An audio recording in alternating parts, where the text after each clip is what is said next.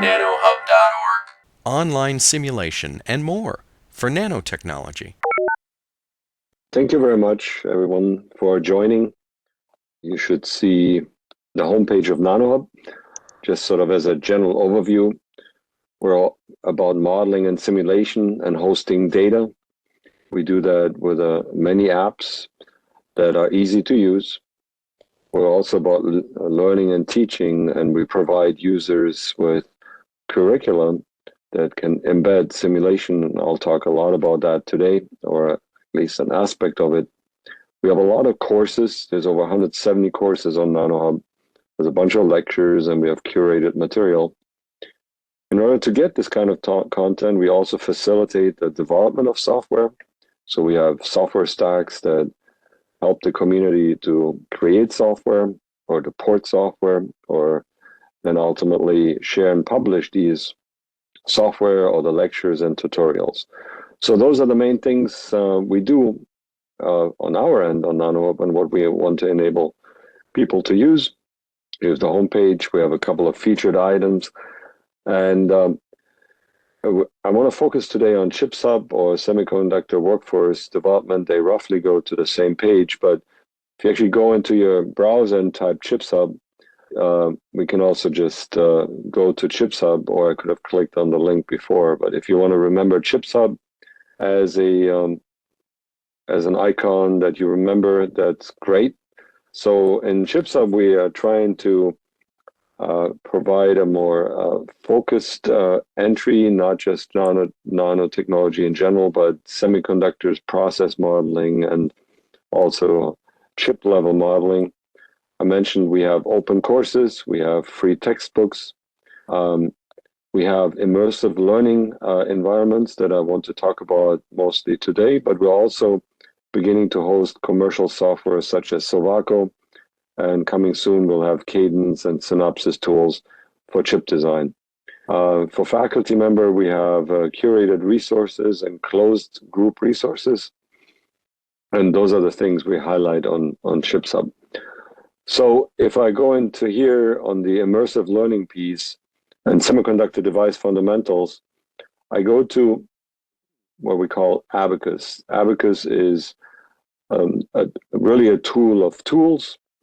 And what it allows you to do is really embed fundamental semiconductor training, learning, and immersive learning into your course. So last week, I overviewed crystal structures, and today I'll talk about band structure models.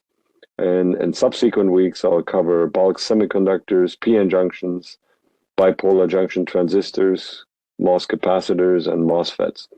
So all of these tools are embedded in Abacus.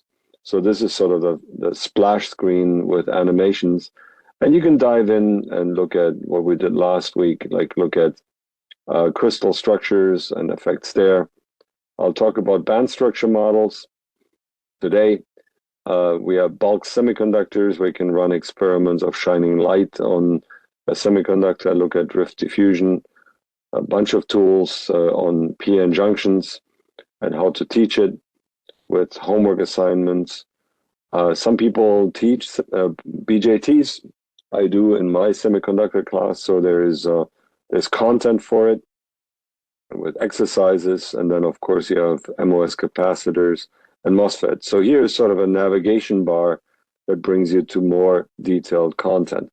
So today, what I want to cover is, I'll start out with a periodic potential lab, where that is probably what you teach most of the time if you derive band structure models. I want to highlight something that I prefer, which sort of shows the emergence of band structures as you put quantum wells together, and I'll walk you through some of that. And if you're interested in realistic materials, you look at silicon bulk, silicon in an ultra-thin body, or silicon in a nanowire, and we have materials of that. So that's what I'm going to focus on today. So if I go in here and I click on this button, run the Abacus tool suite, what it will do, it'll go to a tool session and actually start the tool. I was already logged in, as you can see here. If you're not logged in, you can create your own ID and password. And as I said, Abacus is really a tool of tools. You sort of see icons here of what I had shown you in the splash screen with animations, but here you can really launch these individual tools. So today we'll talk about periodic potentials and the formation of band structure, and I'll also talk about Bandstructure lab here as well. So if I launch this, we have a newer version of this periodic potential lab. That's right here, and it takes a couple of seconds to load. So I'm going to go into a pre-baked version that I had set up here at the beginning of the lecture. So we're talking about periodic potentials. So here's sort of an image of this infinitely periodic square potential. And you can do analytical calculations with that, and that's what many people introduced. That is how I was introduced to band structure when I was much younger. And then you can calculate these bands. So the lower lying bands have very little dispersion, and you can see they're bound to the atoms, or the quasi-atoms, if you will. And the upper bands are starting to evolve, where you have band structure, where you have an effective mass, and you have band gaps, etc. So it's kind of instructive maybe to compare these bands to a free dispersion. So here is the free dispersion of a free electron, and now you impose these periodic potentials, so you get these bands that are flat, and here are these upper bands, and eventually they become sort of parabolic in the middle of the band, but still you have these gaps. There's a representation of that. So here in textbooks, you often see these reduced dispersion, or you see an expanded dispersion like this, where in the previous plot I have superposed also a parabola. Now, the interesting thing, what you can have students do is ask questions on what happens if you make these barriers thinner and thicker or taller, make the quantum wells wider, what happens to these band structures. So we'll walk through some of these examples, but let me show you, when you just launch this tool, you also have preloaded versions. And so, for example, here is a triangular well that is somewhat analytical calculatable. The effect is roughly the same in terms of global behavior. You can also calculate parabolic potentials. You can have sinusoidal potentials. And for more practical reasons, you might have a Coulombic potential that gives you an idea of how Coulomb confinement is going to develop into band structure. And the interesting thing is that, at least when I was a student, I didn't quite realize that the truly bound states are here within these Coulombic potentials, and that the modulation on top, or the modulation of the potential itself, forms these bands that really allow electrons to propagate freely with a given dispersion. So going back to sort of a square well, what you can do is you can go in and say, well, I want to send my students off to running some experiments. So you could do the following. You can, settings. So you can go into the settings, and here what you specify is really the repeated unit cell that's currently right now on 3, well geometry, sorry. So this is a W here, 12 nanometers, and a barrier of 6 nanometers. So it's roughly 50-50.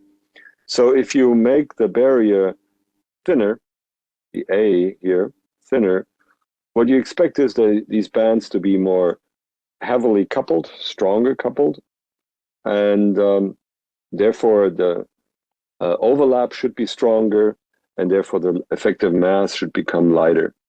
And so you can basically set this variable here, click back on here, and it's going to run a simulation for you. So this might take a couple of seconds to run, maybe a minute or so. And I'll show the results here in a minute.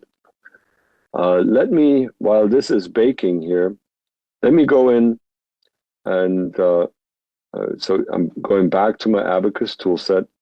And let me show you something that is interesting by itself as well. So let me go into here, transmission, tunneling, and emergence of band structure. So that's a tool by itself as well, and you can look at transmission through 2 barriers as indicated here, or 3 barriers.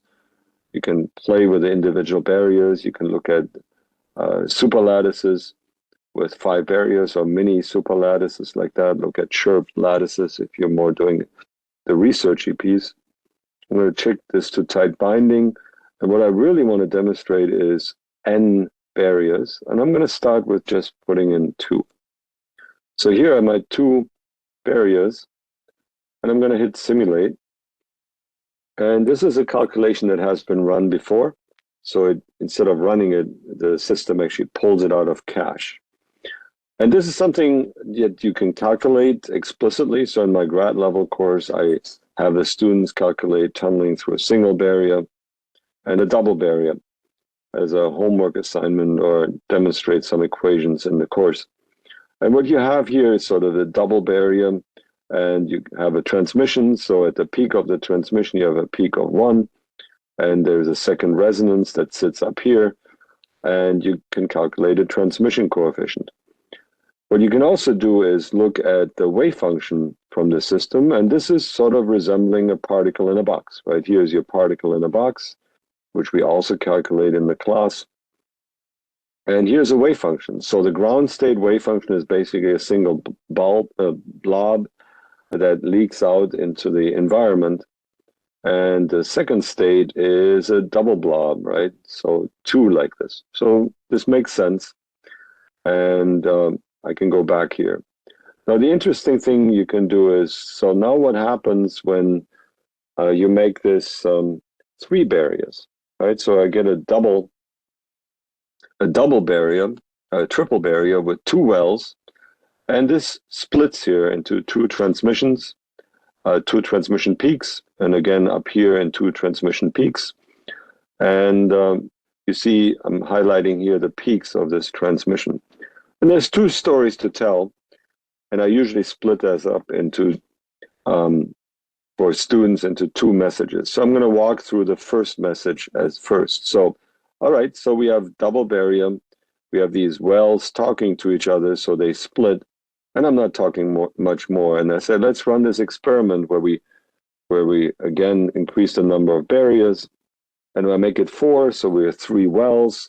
We have 3 states. They talk to each other, and they split into 3 states here in the middle.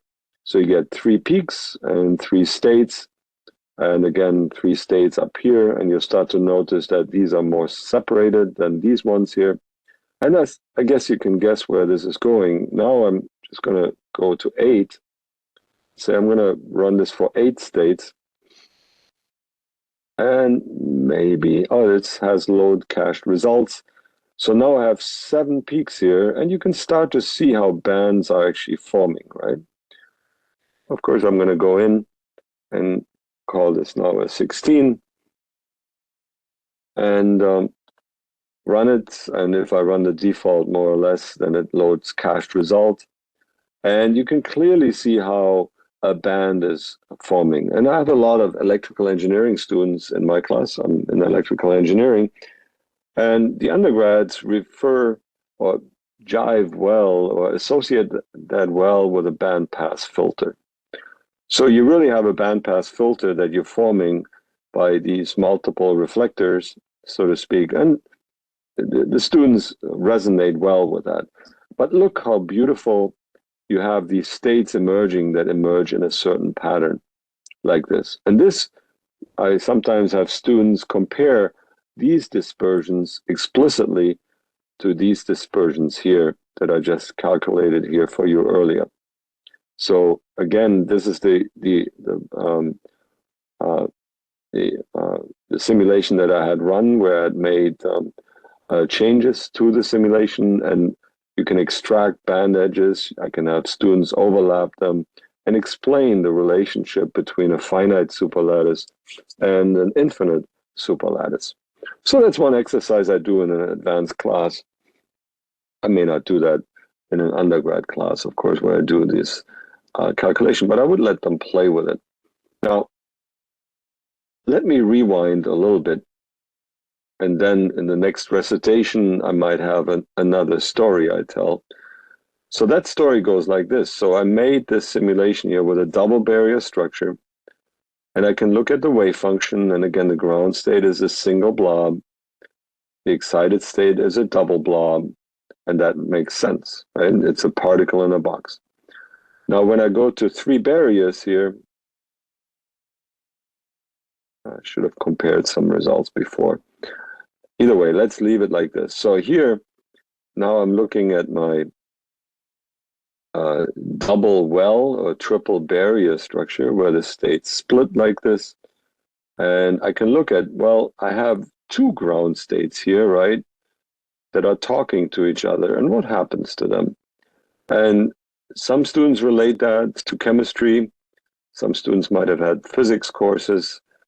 But I can explain something pretty fundamental here. So here is the single blob in one well and another blob in the other well.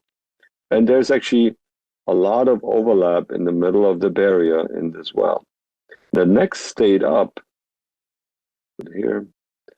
So I'm going to compare this here. I'm going to go to this peak and I go to the next wave function. And what you see is, as I change the wave function, actually the peak moved a little bit to the left, and there's a 0 in the middle.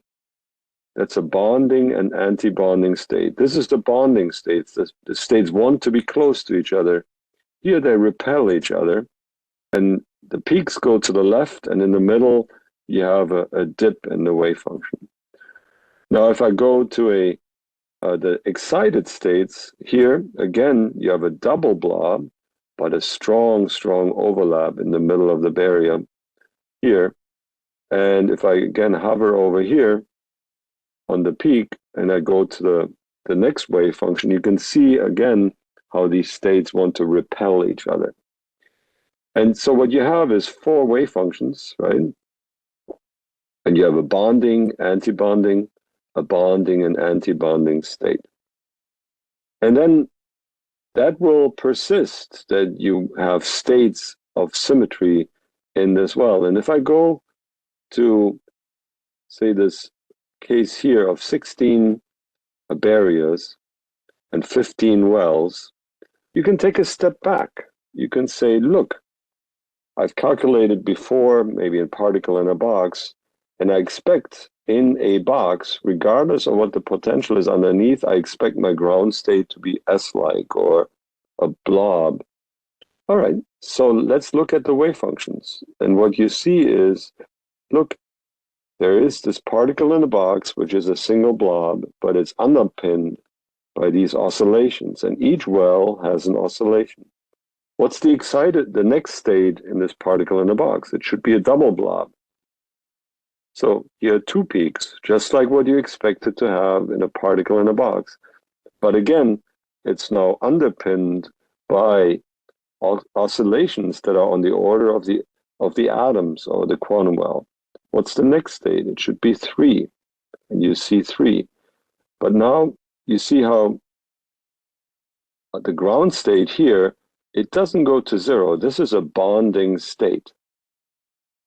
If I go up to the top of the band, so I walk up first state, second state, third, fourth, fifth, sixth, and then you start to, you can't really see the symmetry much, but if I go to the top of that band, I have 3, I have 2, I have 1. But look how they all go to 0. This is the anti-bonding state of your band. If I go to the next state up, I'm hopping to the next band. Here's my envelope that is S-like or an F. And here are my double states that are all bonding. And if I go up again in the band, 2, 3, 4, 5, and I climb up fast, 4, 3, 2, 1, anti-bonding. So I just walked through these bands here, and that means these states here at the bottom are bonding states. The top, they're anti-bonding states. Bonding states on the bottom, anti-bonding on the top. And what emerged out of there, this concept of a Bloch function that has roughly the symmetry of the periodic cell, emerges naturally. I remember distinctly as a student that I could not make any sense out of these Bloch functions. I can handle the math, but they never made much sense to me. Now, students can actually visualize this and do things that are interesting. One thing that I meant to show in my startup was, look, so I showed you two barriers, 3, 4, 5, 8 barriers and 16. You can clearly see how these barriers, these bands get sharper and sharper. You can put all these plots together actually and highlight these different bands and really see how the more filter elements you have, the sharper your bandpass filter, or the stronger or well-defined your bands are. So the message here is it takes away a little bit of the magic or mystery or something out of band structure, and people can play, students can play with this. So what are some of the exercises I have students do? So what would you expect, right? So I'm going to run, again, 16 barriers, but what do you think if you make these barriers a little thinner, then effectively tunneling will be enhanced, so the coupling will be stronger, effective masses should become lighter, and the bands should get wider. So if I do that and actually change the barrier width to say 1.5 nanometers and hit simulate, and I'm not sure I have this particular one before. Let's see, we'll see if it runs the simulation or it retrieves it from cache. Let's see. It needs to run it, okay. So it actually calculates right now these transmissions and the resonances and identifies them. Okay, so now I can compare this original 2 nanometers to the 1.5, and I can compare them. So if I make the barriers thinner, my bands are getting wider, the masses are getting lighter, and you can compare it one-on-one. Right, so students can begin to gain some intuition of what happens to these bands. Of course, you can also do that here in this Kronig-Penney model. But to me, actually, I have to say I prefer this one. But either way, that's an option for students to play with, to learn about band structure. And it's embedded in this Abacus toolset. In order to leave some question time, I'm going to switch to the front page here of Abacus. And what I want to show you a little bit here is also Band Structure Lab. That one deals with real band structure and real materials, not toy models. And this is launching the tool. Okay, so here we go. And there's multiple options here in this Band Structure Lab. You can look at bulk, you can look at nanowires, and you can look at ultra-thin bodies. So let's just look at bulk silicon. So we're looking at electrons. You can actually also calculate phonon dispersions in this material, but let's look at silicon. And we're just going to look at plain old bulk. We're not going to apply strain. And if I hit simulate, it should actually pull out a standard simulation. So here are all the bands in a full tight binding model, which can be overwhelming. So let's just look at the central bands. So this is silicon, right? So here are the valence bands, and here is the conduction band, and down here is your X point. Up here you have L, and you can have students explore this material you can go in and, for example, ask them what happens if you apply a strain. And you can have, say, a hydrostatic strain. And let's say we go compressive by 1%. Okay. And hit simulate. What it'll do is it'll start calculating 1% hydrostatic compressive strain. Somebody else has run this. I can go to the central bands and I can compare them. And what you see, there's a little bit of a change. You can zoom into here. And if you apply hydrostatic strain, the conduction band goes up because the atoms are, again, closer, right? They're overlapping more. And if I go back to the valence band here and compare them, again, as you make the atoms closer together, you get a larger gap, and like what you've played with in the simple models. Now, what you can also do in Bandstructure Lab is, well, you can also, for example, sweep versus strain. So let me show you this as well. I'm going to clear the results, physics, and let's look at sweeping the strain like this from, let's go hydrostatic from -5% to +5%. We'll just do 3 runs. And let's see if I simulate. What it should do is extract also the band edges, and you can make a plot of the band edges that are relevant. So let's see what it comes back with. Oh, it's actually calculating it, okay. So here you see a calculate, actually runs the Nemo software that comes out of my group.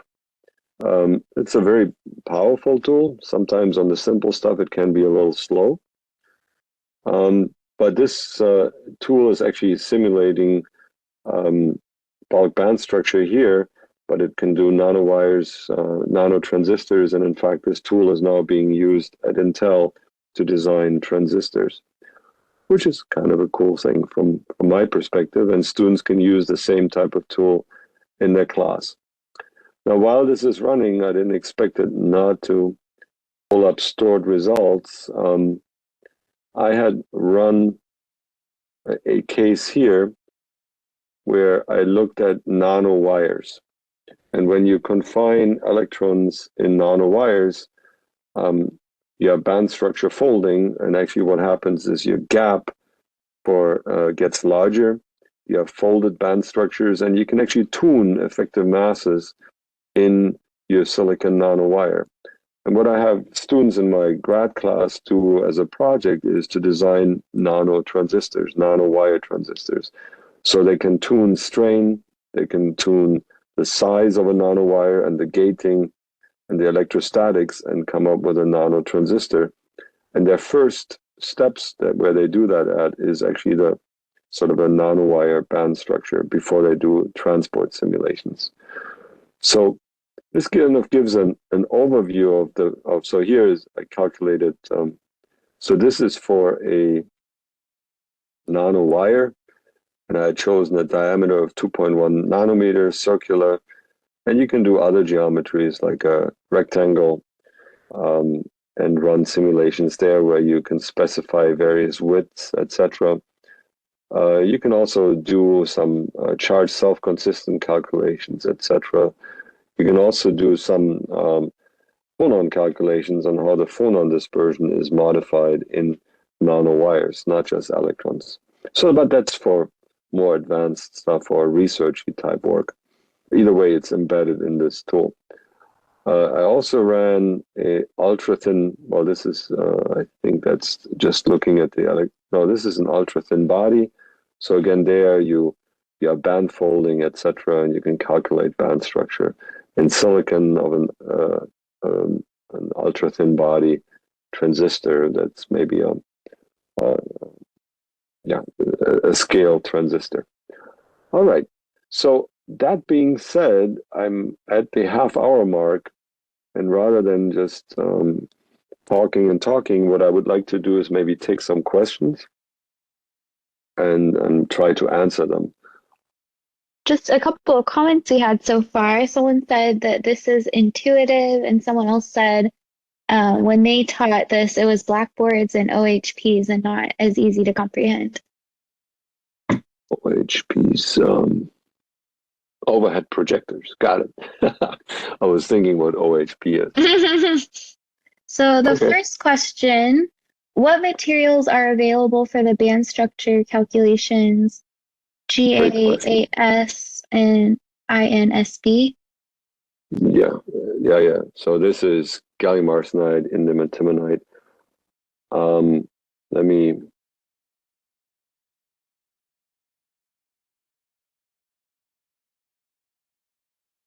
since there's a run starting already, so let me just launch a new session.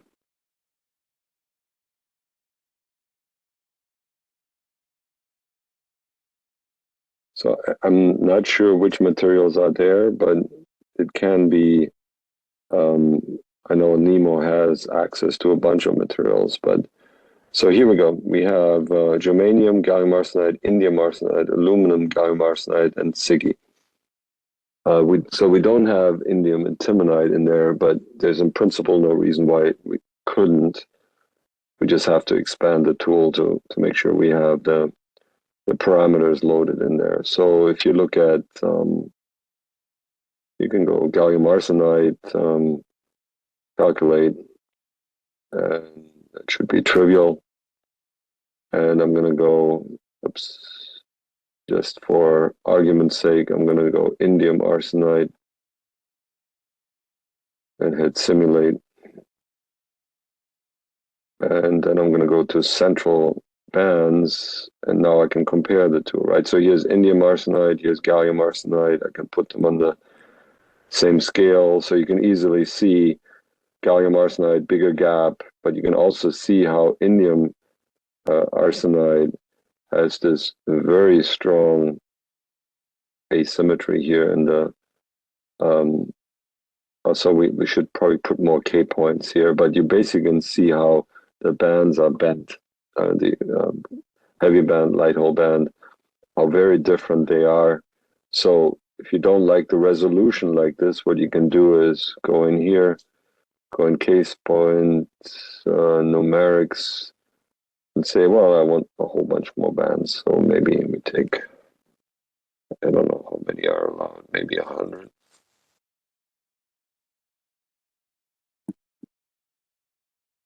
So let's run 100.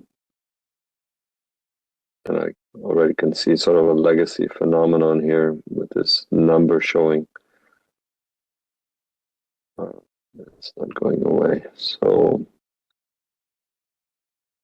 this is, okay, so I look at central bands and see now I have a much better resolution of my indium arsenide bands. And I can zoom in and really see how strong the spin orbit coupling deforms the bands here and how narrow the gap is, etc. So yes, we have these advanced band models as well. Can we? So I'm going to go through. Can we see double heterostructure? Yeah, I mean, I thought I had showed a double heterostructure as in double barrier, or let's see. So if I go into this tool here, like this, so there's a setup where you can just look at two barriers and you can play with them quite a bit. So you can raise the barrier height independently. You can make it asymmetric for two barriers or for three barriers. I just prefer to use the N barrier because I'm aiming for band structure. But indeed, you can also just do two barriers, and maybe you said double. Oh, double heterostructure. I don't know what you mean by that. Is it a double barrier or a double well? So there's two ways to interpret it. Let me step on and maybe ask for clarification. I have not really considered modeling these Fermi surfaces. We can plot the isosurfaces of this complex band structure, but I have not really messed around with Fermi surfaces. So how can you show how to identify quasi-bound states versus real bound state in a quantum well for symmetric double barrier structure, for example? Got it. All right, so let me go in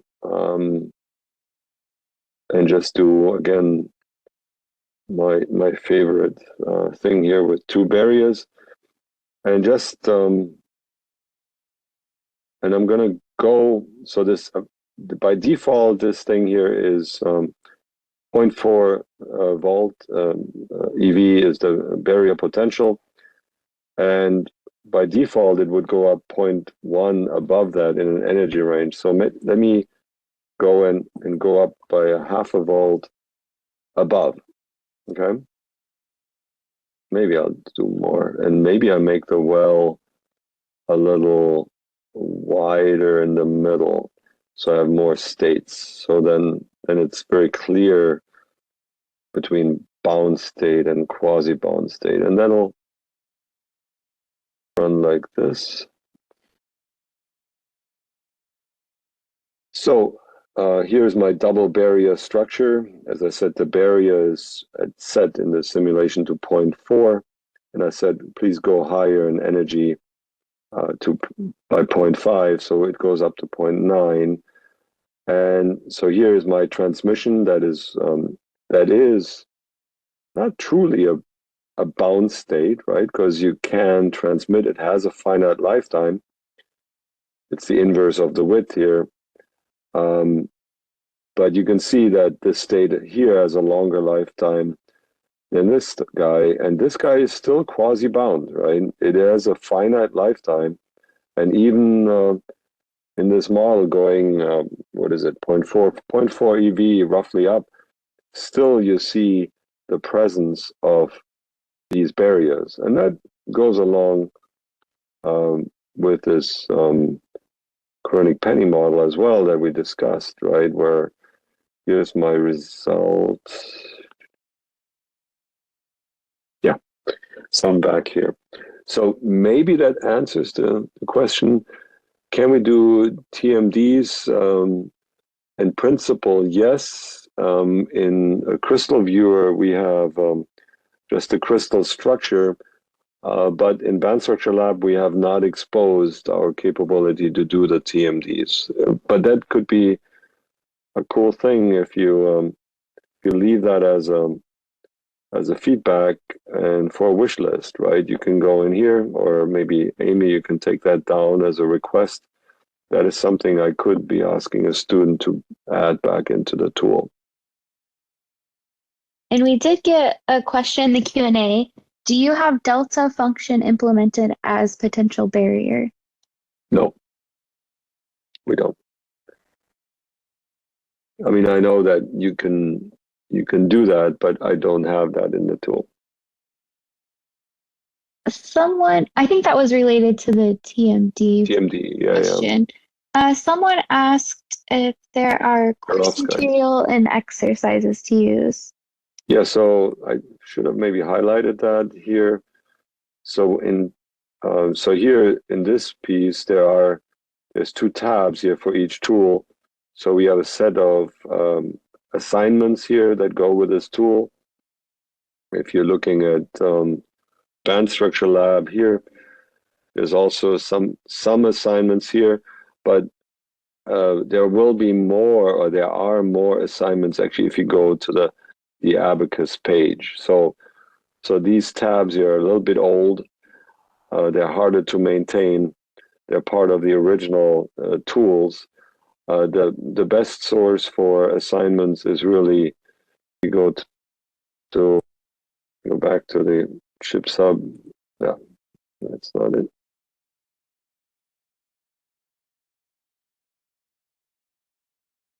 go here, it'll take you to Abacus. And in here, in each of these tool sets, we have some assignments and walkthroughs. And I would say that is one thing we need to work on gathering more material.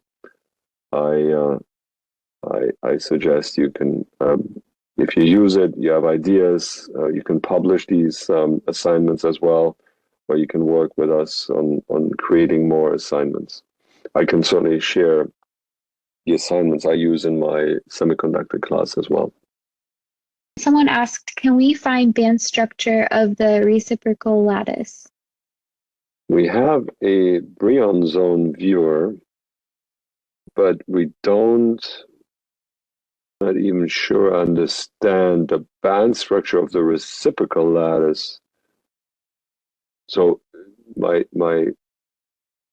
explicit answer is no. On the other hand, I'm not sure why you would want that other than a mathematical exercise. So maybe I misunderstand the question a little bit. Okay, I see one more question. Someone asked if you have advice to make calculations for other materials outside of the list available. Yeah, I mean, the one thing, I'm not sure we can look at what other tools are on nanoHUB. The more painful thing to do is you can actually work in the original. Okay. So here is a static build of Nemo 5 that you can install. But I mean, that's a researchy type code. It's going to be hard to install, number one, but it can calculate almost any of the standard band structures for materials. I think that's more a research engagement with people that are interested rather than a sort of a public thing. At least we don't have a public version for all of these materials. All right, thanks, Gerhard. We have one last question. In the earlier discussion, you talked about the transmission and lifetime. Could you elaborate how to get the lifetime?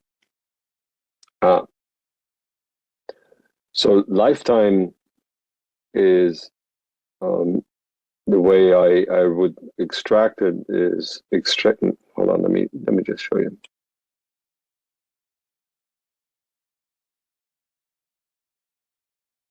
This is the raw tool. It might be faster than launching Abacus. So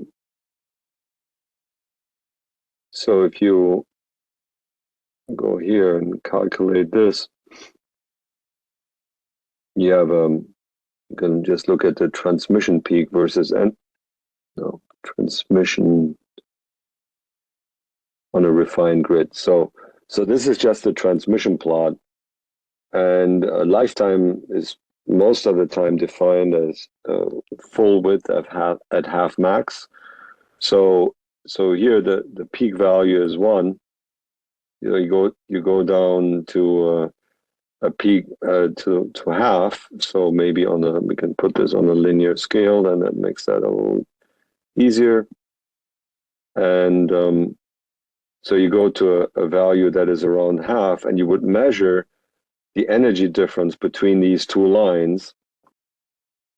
And that gives you the width of the transmission, or here you can measure the distance here. And you convert that to time with h bar over 2 tau, and then tau gives you the lifetime. So that would be a traditional way of converting, say, a Lorentzian or Lorentzian-like dispersion into a lifetime. And that would give you roughly the time the electron rattles in that box. But right now there's no tool that would extract that for you. All right, thanks, Gerhard. Thank you, everyone, for joining us. Thank you, everyone.